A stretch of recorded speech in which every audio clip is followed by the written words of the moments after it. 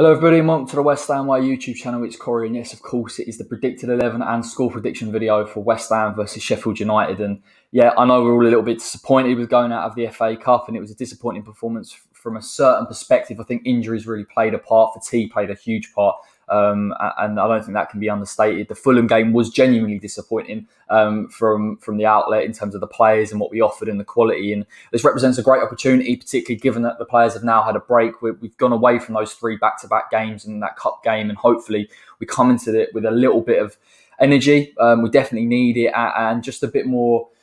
We need to be at it in terms of that quality and in terms of the things that we know we can produce in terms of the intensity of the press. And I believe we'll get that in this game. Obviously, we come up against Sheffield United and listen, they've picked up some decent wins in the cup, and albeit that is just in a cup competition, it has given them a little bit of confidence. Without that error against Chelsea, maybe they could have made it a more competitive game, and obviously they are beating the competition around them. So by no means is it an easy win for West Ham, technically, with the players that we have. And if we return to the levels of performance that we had against Aston Villa, we should win this game comfortably. But you can never write someone like Sheffield United off, particularly when they're fighting for their life down the bottom. But let's get into it. I'm going to start with West Ham because people will probably switch off and think I'm an opposition fan. But nonetheless, let's get into it. Fabianski in goal.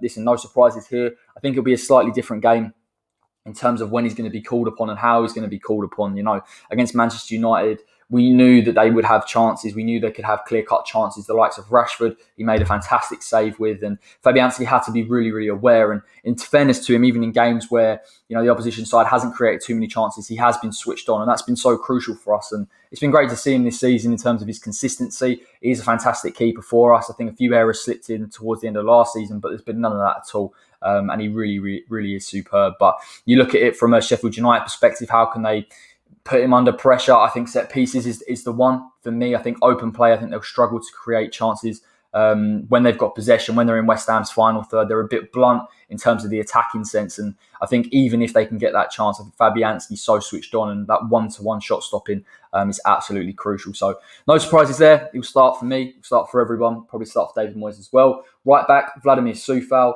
Listen, I think he's been another victim of the fatigue, and he's been brilliant this season. He's been one of our most consistent performers up there with Rice and Souček. And, I think against Manchester United and against the likes of Rashford, it was problematic. And I'm not necessarily saying he had a bad performance, but you can tell there's an element of fatigue with Coufal that, I think he'll benefit from this rest. He'll come into this game, realistically speaking, I think that Sheffield United can only really hurt him through introducing Lowe and the wing-backs and progressing them a little bit further on. I think it was interesting to watch them in the Cup.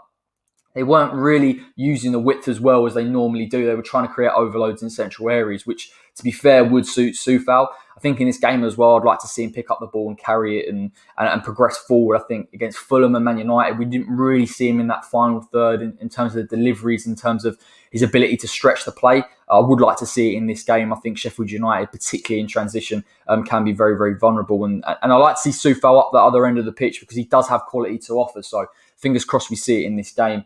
Right back, right centre-back even, is Craig Dawson. No surprises there of probably a changed centre-back partnership again, unfortunately. Listen, Craig, for me, in this game is going to be absolutely vital from the set pieces. You look at Aaron Ramsdale. I think he's struggled a lot for Sheffield United this year, and for every good save he makes, he can make 2 or 3 errors, and that's what West Ham really need to capitalise on. I think Dawson, obviously since he's come into the side, has improved. I think he's probably one of our more consistent performers now. I think it will suit him against Sheffield United, given that a lot of their play is going to be in front of him. They're not really stretching it too much. I equally think as well that if they're going to create overloads and possibly put deliveries into the box, that Craig Dawson, it suits his game very much. And listen, he gets protection from Declan Rice and Souček regularly. West Ham are a very functional, a defensive-minded side. So in this type of game where Sheffield United are struggling to break teams down and break defensive lines, I expect Craig Dawson to put in a good performance. But I think we're going to need him from set pieces, particularly if the game becomes a little bit cagey, and we need to get that goal late on. The other side, I believe Diop's going to come in. I think he'll recover from his concussive injury, so thankfully he will be back in the side. I thought he did well when he came on against Manchester United, albeit for a very, very short time. I think I've been a little bit nervy about Diop in terms of his composure on the ball. I think this game suits him equally as it does Dawson. I don't think Sheffield United are going to commit too many runners in beyond. The only concern for me would be Ollie Burke. And although he's not a natural striker, I think his pace, and particularly if Sheffield United get a press on West Ham and we're in our own half, then maybe there is a weakness with Diop. But I think actually he showed his intelligence, his understanding of the game, covering for Dawson at times, or for that one time when Manchester United were able to create an overload in the box. So I do feel quite confident with Diop and Dawson, and I think the way that this West Ham defence has performed this season, it's more than enough to cope with the Sheffield United side. In the left-back area will be Aaron Creswell. Again, I think ideally you would like him in that final third, or at least in that inverted role where he was creating a lot of chances, and we're seeing that less and less. That is generally because we've got decent attacking talent on that left-hand side when Benrahma played there against Aston Villa, and I do understand that. He's obviously massively important from set pieces, Creswell, and in this game, of course, he's going to influence things. Again, I think the only issue down that left-hand side is Bogle.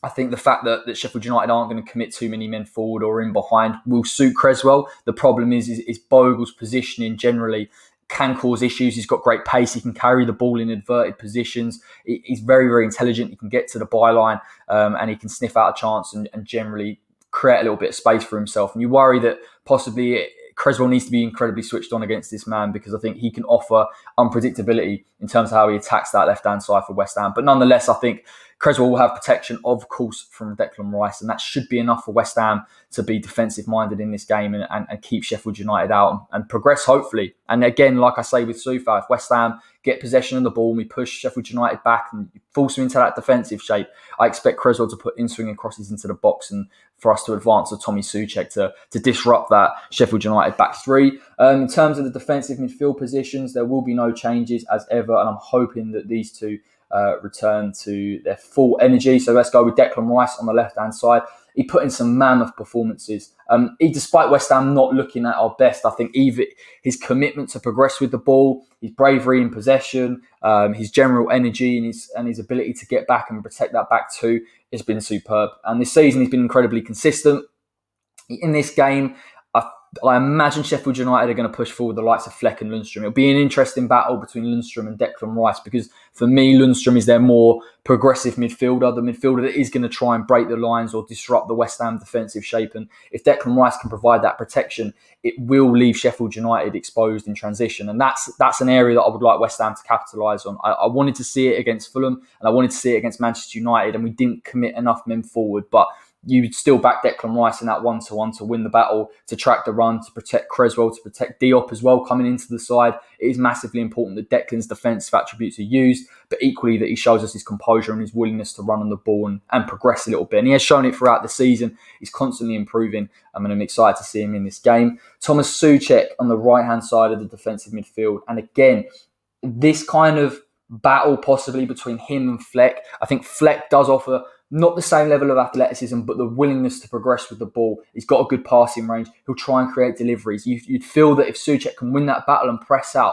and this West Ham team in general can press against Sheffield United, that you're going to disrupt them, that you're going to prevent them from creating the chances, because they are incredibly limited to the type of chances that they can create against West Ham. And Fleck is a guy that's got good distribution, that can get those passes and those deliveries into the box, and maybe that if West Ham switch off, that someone like a Burke or a McGoldrick can capitalise on. So West Ham need to limit those type of opportunities for Sheffield United, but equally in an attacking sense, Soucek is our top goal scorer this year, and it's because of his runs into the box that change the dynamic and make it difficult for teams to defend against us. And equally, if we can progress Soufal and Creswell, push them up against Sheffield United, get the crosses in, the early crosses in at least, then you look at somebody like a Soucek creating an overload alongside a Lingard possibly, it could be our biggest aerial threat. And I think that's where West Ham's attack in this game may be blunted. And we are going to need bodies in there to create some sort of disruption, because as poor as Sheffield United have been in an attacking sense, defensively they are still very well drilled, and they only really get caught in transition. And you feel that if they can get into that shape,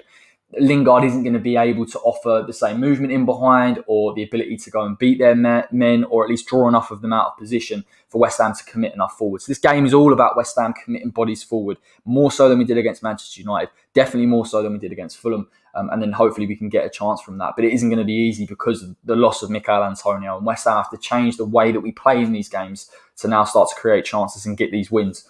In an attacking sense, it's going to be, let's start with the left-hand side. done new graphics, so I should be able. There he is. I think Fornals will come onto the left.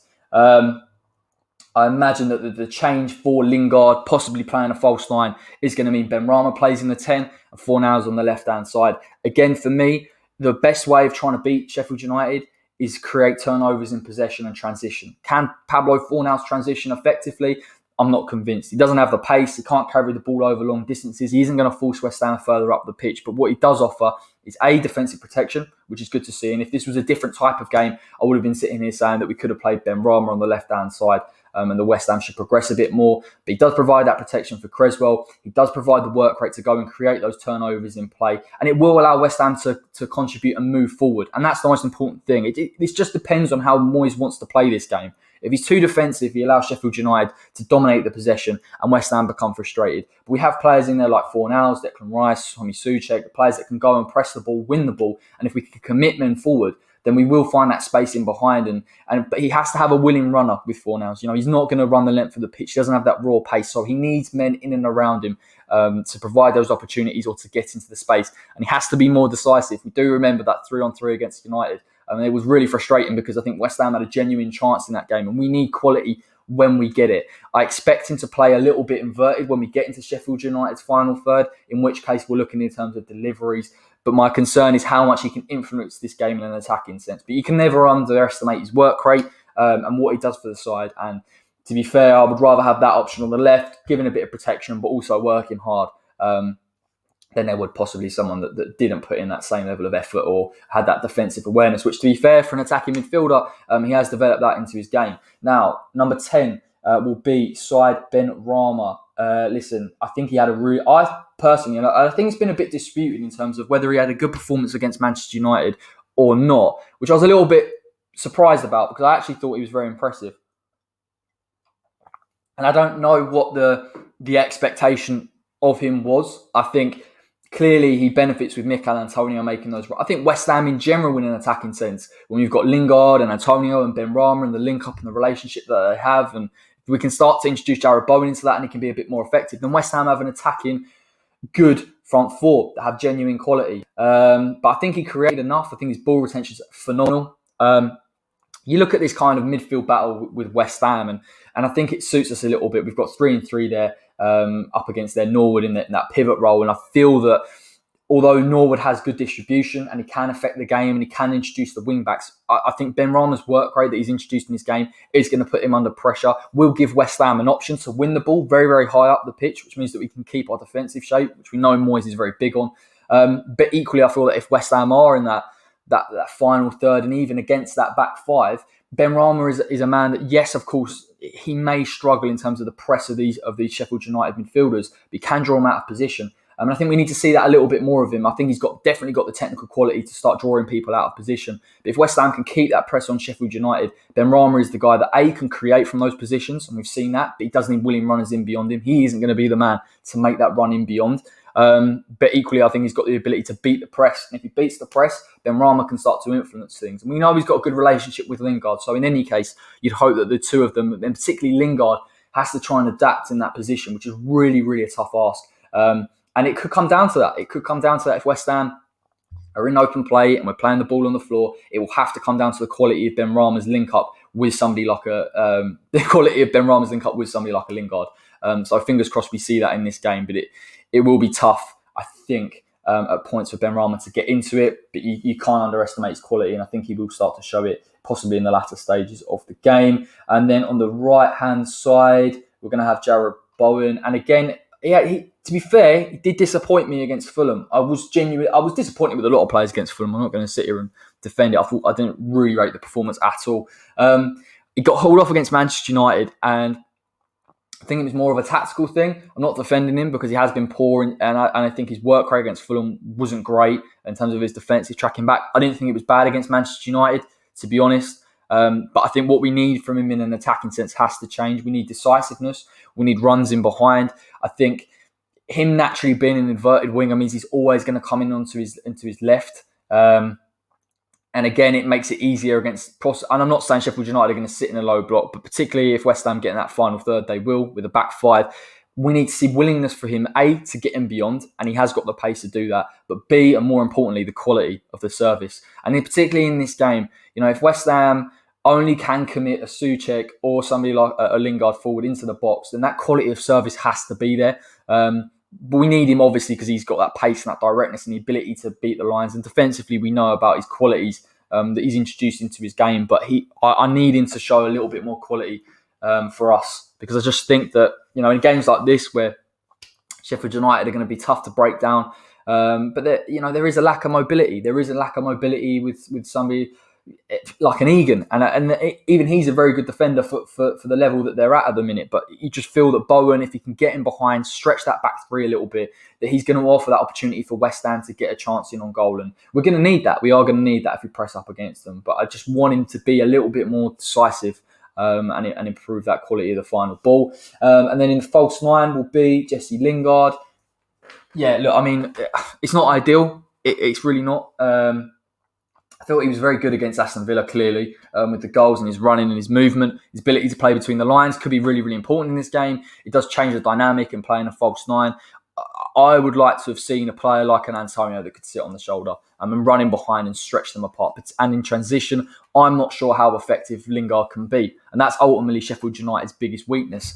And even if West Ham do have possession, how can we drag them out of the position when they've got a back five and a midfield three? And I think that when they revert to that 5-3-2 and that defensive shape, it's tough to break down. And despite Lingard being good at playing between the lines, again, it will suit Sheffield United all day. And that's the only concern in this game, that we could see Lingard possibly go and collect the ball in deep areas and then West Ham not committing men forward. And of course, that breaks down the attack and the way that we play. And it changes the way that West Ham have to operate in the forward sense. You have to push forward your fullbacks, first and foremost. Souček has to get in beyond.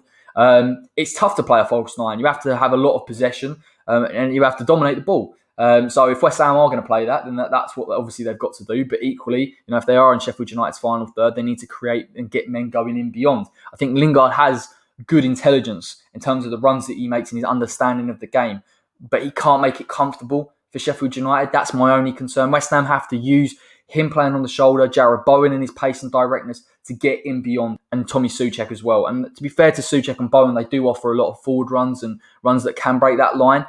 But please don't make it too comfortable for Sheffield United, because they will take a draw. They will take a draw if they can get it. And it will suit them. So fingers crossed we see Lingard try and change his mentality, but it's a lot to ask of the guy, because he's not naturally a 9, is he? Let's be honest, he's a number 10. So that was the West Ham predicted 11. I think it will be that. I can't see too many changes. Possibly, maybe Fredericks if he feels that Bowen's dipped in form too much. Possibly Antonio comes in if he's feeling fit. We don't know, but I'd probably go with that lineup. Let's talk about Sheffield United. They've made a few changes throughout the season and they've had some serious injuries. Obviously, Jack O'Connell is a big one. Up front, it hasn't worked with bringing Brewster as much as they would like. McBurney's been in and out of the side.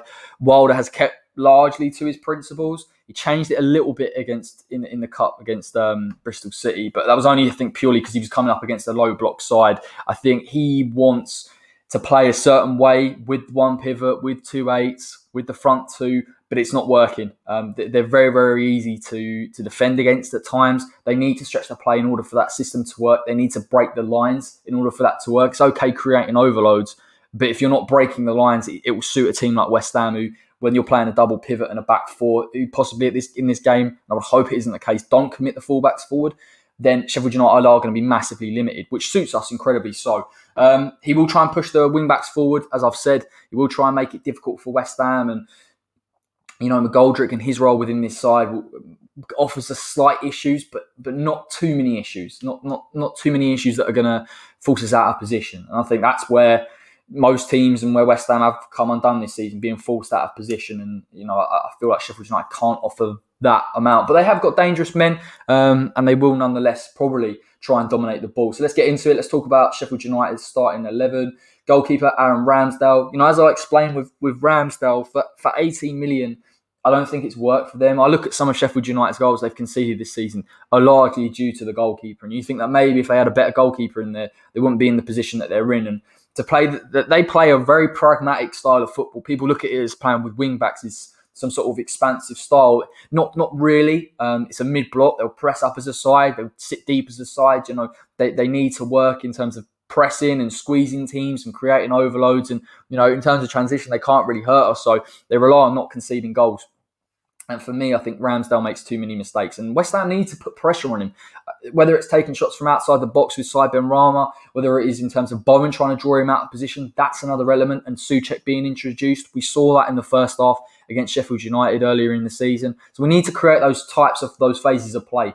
Put him under pressure, break that mid-block a little bit, particularly when they're out of position. And there's no doubt that West Ham will get chances in on goal. But you have to fancy yourself. We've got to get shots off on this guy, force him into mistakes, because he will make them. With enough chances created and enough shots, he will make the mistakes. Fingers crossed. Right wing back, Jayden Bogle, who actually, to be honest, hasn't really had a kick for Sheffield United, given the fact that Baldock is really the first choice and played against us last time out. But really impressed with him. I'm surprised he doesn't get more game time. I guess it's because Chris Wilder's got his set side and he understands how they want to play. But just in terms of his versatility, I think he can keep the width very, very well. He scored a goal against Brighton. His understanding of central spaces and being able to play inverted at times also gives them another element. And that's something I would be concerned, particularly down that left-hand side.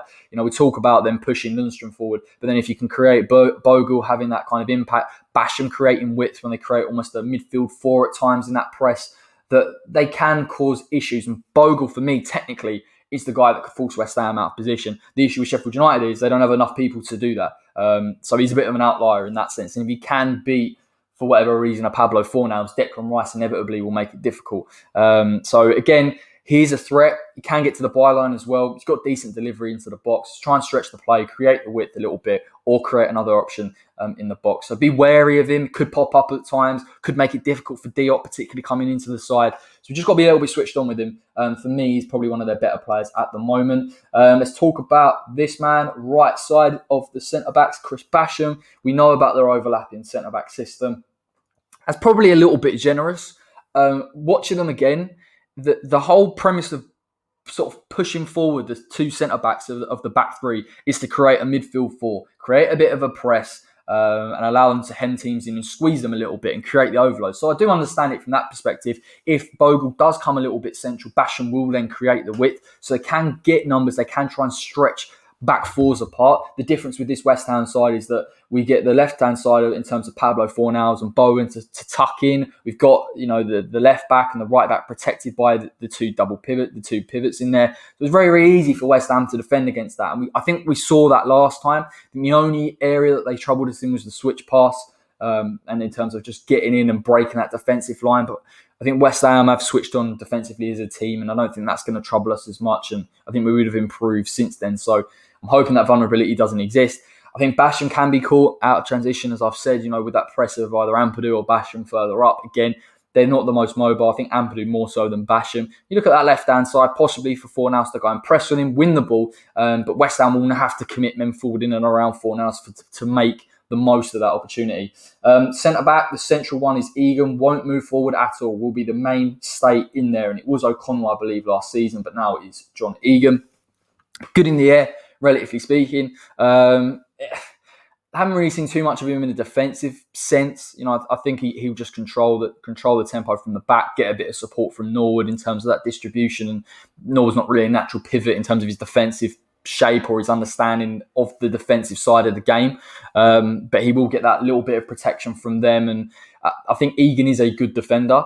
But again, he'll be exploited in this game. If West Ham can break, he will be exploited. Only having someone like a Norwood in front of him and then relying on the athleticism of Fleck and Lundstrom to get back and protect as well as the wing-backs is a lot to ask from this team. And you feel that even with Lingard, even with a supposed lack of pace or not the directness that a Mickey Antonio has, again, the movement can cause him issues because he will create one-on-ones. And I think it was him that struggled against Eze in that 1-to-1.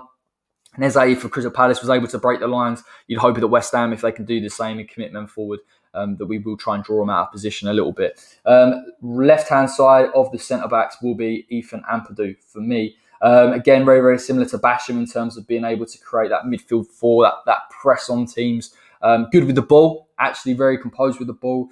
Decent athleticism, reads the game very, very well. Again, he'll have the width from Lowe coming and creating that overlap on the left-hand side. Or if Lowe tries to create an overload alongside Burke or McGoldrick, again, possibly he can create a little bit more with Ampadu. But definitely, it'll be a bit of an interesting battle if Bowen plays between him and Ampadu, because you feel Ampadu's probably more press resistant than Chris Basham.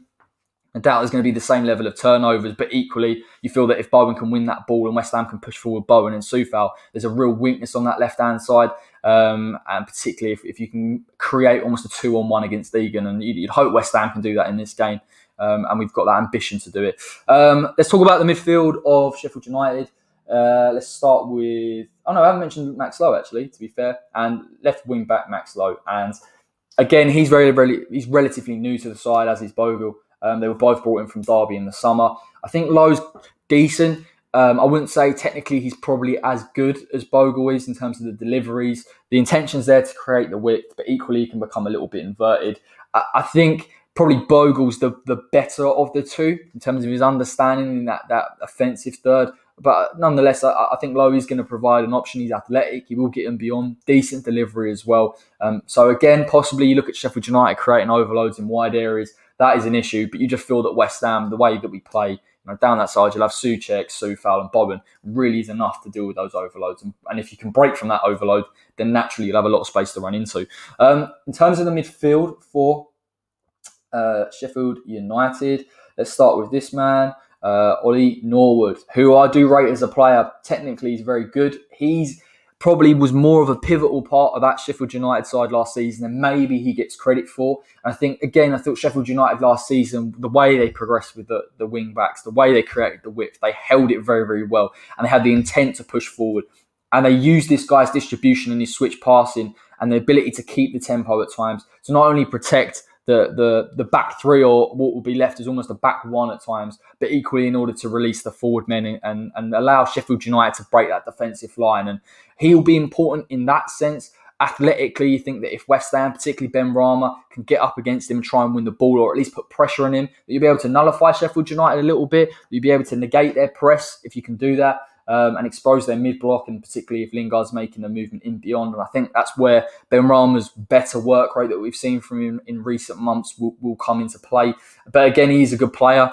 I expect him to try and dictate the play a little bit for Sheffield United in terms of releasing men and playing in between Lundstram and Fleck. But like I say, I think if West Ham, in terms of that Ben Rama or Lingard, possibly put pressure on him, make it difficult for him to play out from those positions, then again we can create turnovers much higher up the pitch, and the space will be afforded to us. And listen, I think when you have Mikel Antonio, or at least a fully fit Mikel Antonio, he can transition from deep areas. I look at Souček as well in terms of his ball carries, but Lingard, as good as a player as I think he can be for West Ham, I don't think he obviously doesn't have that raw pace. And so if West Ham can create turnovers higher up the pitch, be easy for Lingard to be engaged in the attacking phase of play.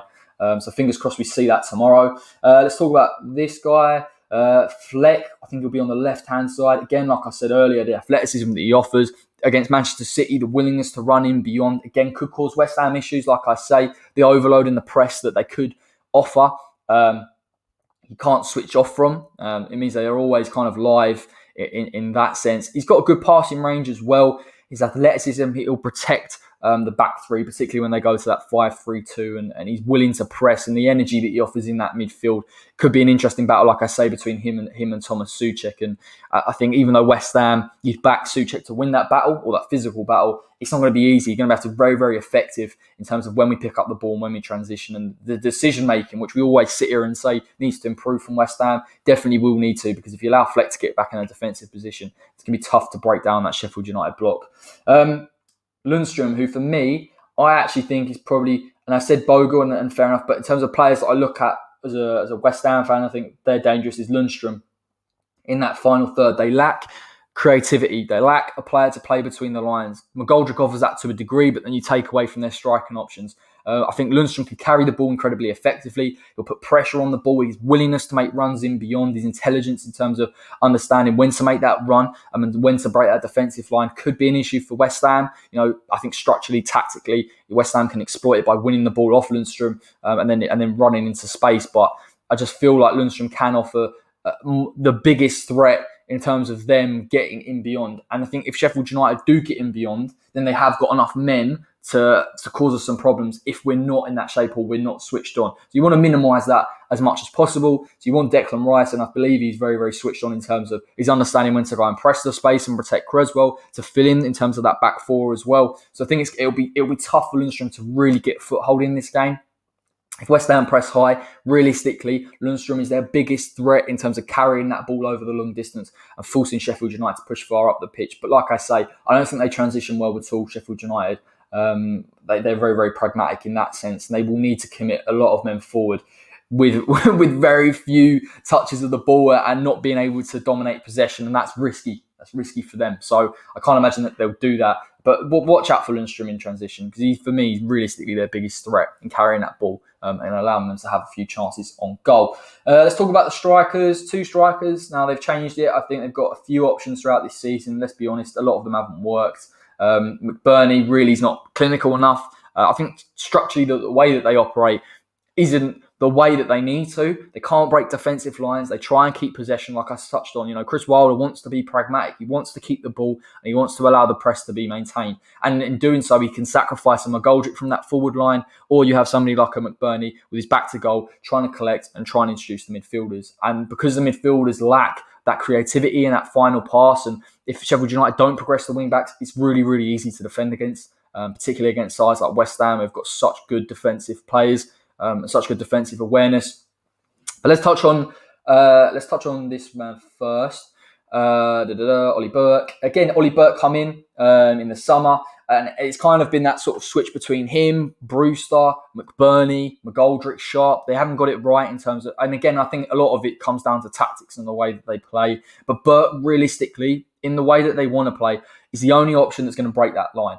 And I think he's not even a natural striker. He's not a natural number 9, but his willingness to get him beyond, the pace that he offers, that directness. He may lack the quality, but just the intention to get him beyond for Sheffield United is what will give him chances in this game. And you'd worry that if he can possibly create a one-on-one with Dawson, maybe makes it difficult, although Dawson has actually been very, very good in one-to-ones, despite his lack of pace. So again, if we can nullify him, brilliant. I think if West Ham can keep our defensive shape, in terms of the way we set up in a 4-2-3-1 and tuck those centre attacking midfielders in. Again, you're making it hard for McBurney. I don't think there's going to be the ability for them to play that pass in beyond. Like I spoke about in transition, realistically, only him and Lundstram are the only effective ball carriers, or the players that are going to get in beyond and stretch West Ham. It does mean that there's less risk in terms of how we press Sheffield United, other than this guy. And again, like I say, the quality of pass there to get it into Burke. I'm not convinced. And it will be down to a mistake if this guy can get in beyond. But we can't afford Sheffield United to break that line, because nonetheless, despite me sitting there talking about the lack of technical quality, the lack of perfect players to get in beyond, they will create overloads. And naturally, if they can break that line, there will be someone there to try and get a shot on target. So we cannot afford to switch off. For me, he's the biggest threat in an attacking sense. This guy doesn't get enough credit, and I'm not going to really give him credit because he's a Sheffield United player. But in that sense, to watch him as a football player is very impressive. It's McGoldrick. And I don't think McGoldrick is a natural striker. Even so, I think he gets a lot of freedom in this Sheffield United side. He does a lot in terms of maintaining the possession, the way that he goes to the ball, drags people out of position. The quality, I think he offers probably more of the quality in that final pass and that final third than probably the 2 other centre midfielders. He probably plays a little bit more like a 10. He will get into the box naturally. If Sheffield United can create that press and get into that final third, he will obviously progress. But I think when Sheffield United are in that mid-block and they're trying to build possession, he's the guy that's willing to come deep. It negates from their attack. It makes it easier for West Ham to defend against. The problem is if they create too many overloads. And this is why I say, please don't let Sheffield United press on us. And we have to be a bit more ambitious in this game, because he's that optional man, that man with the movement and the ability to find a pass or to find space. And you really don't want to give him that type of space, because I feel like he's got that vision and that awareness and that intelligence as a football player. So again, even though he's not the player that's probably going to impact West Ham and get him beyond, he's the guy that you cannot afford to just leave in positions. Realistically, if West Ham can fall Sheffield United back and McGoldrick's operating probably nearer in that centre midfield, he can't hurt us from there. Realistically, they're going to have to commit too many men forward, and they lose a man in terms of that striking option. So I think he'll start, because obviously Chris Wilder puts a lot of faith in him. He'd probably want to put more faith in McBurney or Brewster, because they're natural strikers. But equally, I can understand why he's in the side. But to be honest, I'm not really bothered because it negates from their attack and it makes it easier for us to defend against. But we need to be switched on, as we do with really all of these players. I know they are technically a poor side, but they can create, they can dominate possession, the way that they work. They'll be on the ball a lot. It's just about how clinical we are in transition. And I've been saying this throughout the season. We were very, very good at it towards the beginning, and we've slightly lost that ability to hurt teams and be effective, which is why it was so good to see the Aston Villa game, because when we broke with numbers, the passing was very, very fluid, and we got those goals, and we were able to take our chances. And that's exactly what we need to do against this Sheffield United side. So in terms of a score prediction for this game, I am going to go...